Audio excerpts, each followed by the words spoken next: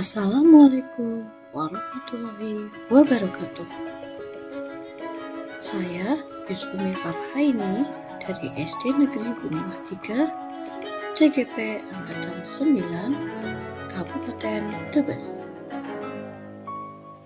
Kesempatan kali ini saya akan memaparkan tugas koneksi antar materi, kesimpulan dan refleksi modul 1.1.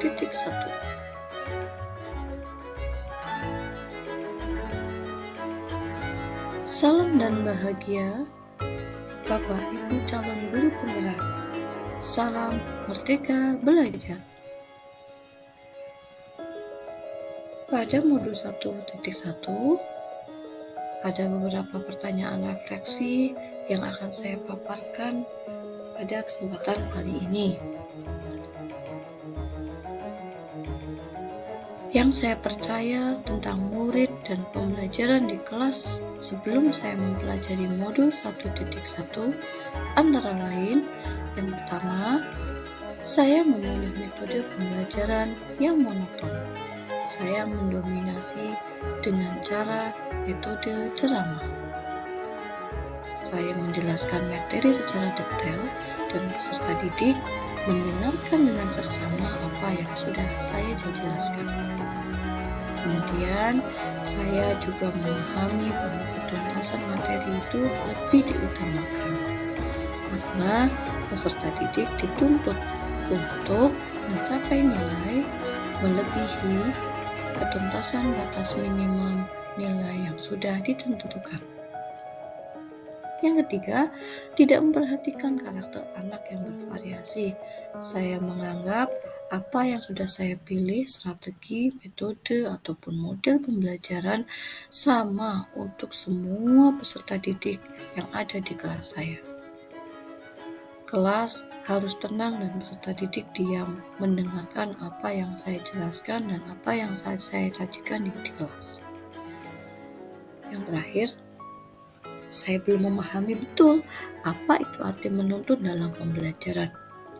Kemudian setelah saya mempelajari modul 1.1, ada pemikiran yang berubah atau perilaku saya setelah mempelajari modul ini. Yang pertama, saya memahami bahwa pembelajaran harus menyeluruh atau holistik, di mana aspek pembelajaran yang harus saya capai ada banyak hal.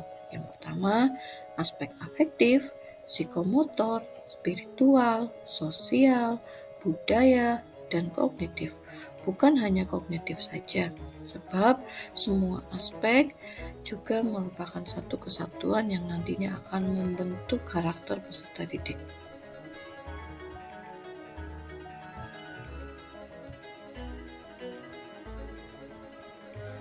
Kemudian, saya memilih metode pembelajaran yang sesuai dengan kebutuhan dan karakteristik peserta didik. Peserta didik merupakan subjek pembelajaran yang berhak membangun pengetahuan sendiri dengan simulasi yang kita berikan sesuai dengan kebutuhan mereka, bukan dengan keinginan saya.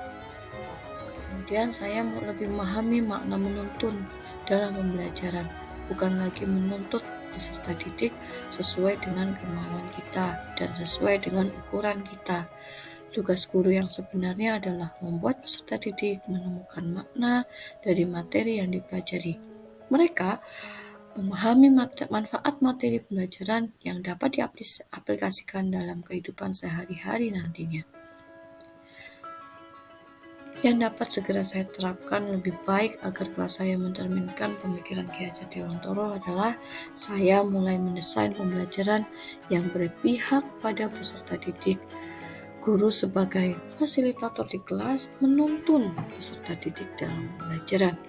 Peserta didik diberi ruang untuk berpendapat dan belajar mendengarkan pendapat teman mereka, berdiskusi, mempresentasikan hasil diskusi mereka, bertanya, dan merefleksikan apa yang sudah mereka pelajari.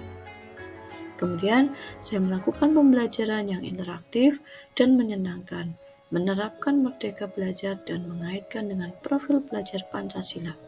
Pembelajaran dapat dilakukan di dalam kelas atau indoor, ataupun dilakukan di luar kelas. melalui game-game pembelajaran sebagai ice breaking ataupun closing dalam pembelajaran. Yang tak kalah pentingnya adalah saya melakukan pengembangan diri yang berkelanjutan. Mengapa?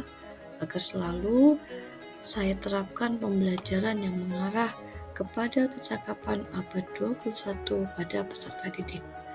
Pembelajaran yang mengarahkan peserta didik mampu mengikuti perkembangan zaman yang nantinya akan mereka hadapi di masa depan. Guru harus menjadi role model bagi diri sendiri, peserta didik, dan lingkungan di sekitarnya.